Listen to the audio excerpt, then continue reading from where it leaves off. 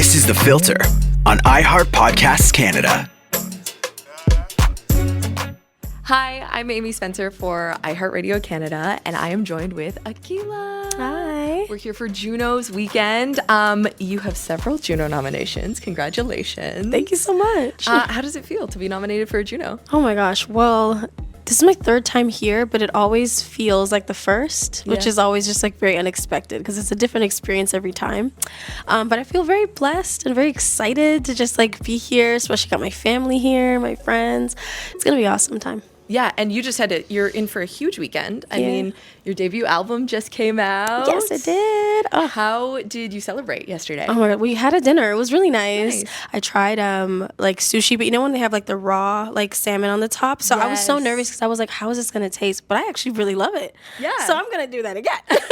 I think that's it was great. Vancouver special. Yeah. Okay, well, this was the perfect place to have it then because it was like really tasty. Truly. Really tasty, yeah. Beware if you do it again because it's not going to be as good as Vancouver. Oh, I know, right? I'm like, I think even I heard they have good pho here as well. Yes. I haven't tried that yet, so I'm gonna do that. Well, probably like Monday morning. There you go. That's how you'll celebrate the end of JUNO's weekend. Yes. How do you feel with the album coming out? Like, are you one to just soak it in, or are you already on to the next thing? No, so funny enough, I've actually replayed the album like twice now, top to bottom, while I was like getting ready and like unwinding, and I was just like enjoying just remembering the memories, what it was like when I was creating those songs. I was just really overjoyed that people could finally hear it and like take it in now and consume it in its entirety, because so far it's just been like the singles, right? So now that people get to hear the full flow of the album, they're like, oh, okay, this is really cool, and then I love how this song follows after the next. I'm feeling very proud. The songwriters, producers, engineers, everybody that helped bring this album to life is also like super proud too. Yeah, you do this really cool thing on Instagram where you credit people who were involved in making the album. What made you want to do that?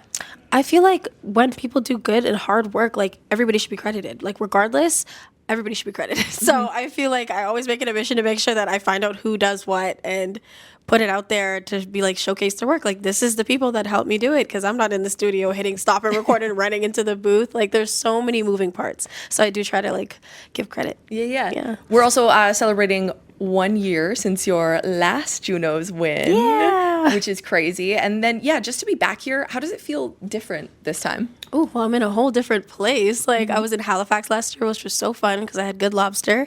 And now I'm in Vancouver, which is so cool because like the variation of like how the place looks. Like there's mountains. We don't have that in Toronto. It's so nice to look out the window and be like, oh, there's a couple mountains down there. There's so many trees. It's so green. I'm a fan of greenery. So that's also really fun to see all of that. And the air is crisp and the food and the people. Everybody's so nice. I went to Lush Spa, and that massage, crazy. Shout out to Lush, the one on Robson, right? Yeah, and they're so sweet. So I finally got like my back loosened up, and I'm even standing taller now. I'm like, oh wow, like life feels great. Is this what because I don't usually get massages. Like I just feel like I don't want people touching me, but I actually didn't mind it. Okay, you know what? This is good. I might do that after the end of this weekend. No, do it. Like I promise you'll actually feel transformed. Like I am now an advocate for massages. I love it. I want to talk about your JUNO. Where do you keep your JUNO? Oh, in my living room. No way. Yeah, just in my living room on the TV stand. Nice. Yeah, I do. Yeah, it's nice. It's cute. It's a cute little moment. So when people come over, I'm like, oh, guys. And I have my friends like pick it up. I was like, guys, lift it up. It's like, it's heavy. Oh, it is? It's heavy. I'm like, that was kind of heavy. Yeah. It's cool. It's cool. Yeah. Let's talk about the album. What was your writing process like creating this album? I feel like in every session, like I'm always like starting off like shoes off, setting the tone for the first hour, just asking everybody like, how's your day? How'd you get here? What's your story? Yeah. I feel like it's good to set a really good tone when you're in a session because not everybody knows each other. And I feel like as creatives, you work so much better when everybody's like on the same wavelength. You get what I mean? Like when the vibe's right, then the producer will start, tinkering with some like beats or maybe start creating some like cool drum patterns or whatever. And then the writers will just riff and vibe off of each other. And then soon enough, then we'll start like creating within like the next like 2 hours. But I feel like that's how pretty much every session is started. And get on the mic, I start singing some like melody passes of just like gibberish or just how the song is like really making me feel and throwing in some lyrics. And then from there, the songs have really just like written themselves. Wow, that's really cool. How many songs did you write for this album? Damn, I feel like I have over 50 in the chamber for sure. What? In total, yeah, definitely over 50. But I was super selective of like what I wanted. Like, you know what I mean? Because like you can make a song, but like you have to be super passionate and like actually see a vision. And I felt like I saw a vision for this, and I'm like, this is so fitting because this is where I'm at in my life. Or this song really showcases like the versatility in my voice, and I want people to see that, but it also flows nicely. Like all these like little things, me and like the A&R, we're just thinking about like all those little moving parts. What about all those songs that didn't make the cut? Like, what yeah, happens? no, they're okay. Yeah, you know what? I'm talking to like they're animals or something. But like, no, they're fine. They're fine. There's some that I'm like I've made and I'm like, oh, like I could see this coming out just on something else. Definitely, I have some in the chamber that I made in Toronto that I'm like, I can't wait to put this out. But this wouldn't work on this album because this album's very soft. The ones that I have in the chamber are like kind of like sexier, a little bit like meaner. I'm like, this would be kind of cool. So yeah, I got some stuff. Okay, I'm excited for that. Yes, I've noticed you really do a lot of like one-word titles. Is that intentional? Yeah, I try to be like short and sweet, you know, like, to the point. Yeah. You know? Yeah, I don't know. But honestly, I will say like thinking of a title for the project is always like the hardest part for me, even with the EP. It only really came about during Hello.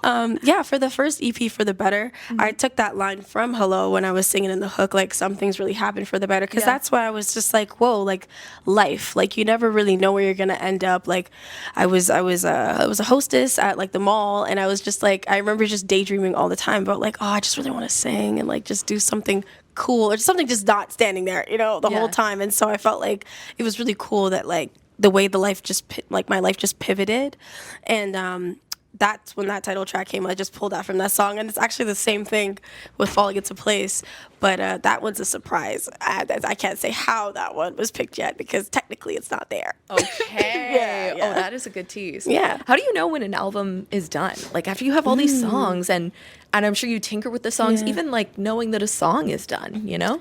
Oh my gosh. So I used to have a bad habit of going back into the song and being like, okay, wait, let me like add this, let me fix this, or let me do this harmony or try to perfect this. And then after a while, I was just like, I gotta chill.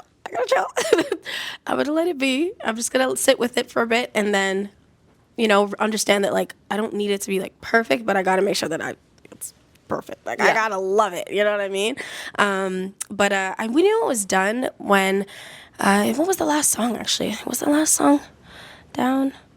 I'm trying to remember. But every time I made a song that's like on the album, I knew that was gonna be on the album. Like I was like, this one's gonna go on the album. Yeah. This one's for sure gonna start the album. This one's gonna close the album. Like we just had a feeling, and then we did make different sequences to see like how this could tell the story as well and how it flows for like the listener's point of view, because that matters obviously the most. I want to make sure that like the flow of it makes sense. We don't want it to sound like we just slapped a bunch of singles together, but all the singles just happened organically, but we found a good flow, I feel. So Okay, cool. Yeah. Was there any other song that you felt the same vibe that you felt when you wrote Bloom, that you were like, oh, this is going to be massive? Yeah, I love Down. Yeah. I love Down.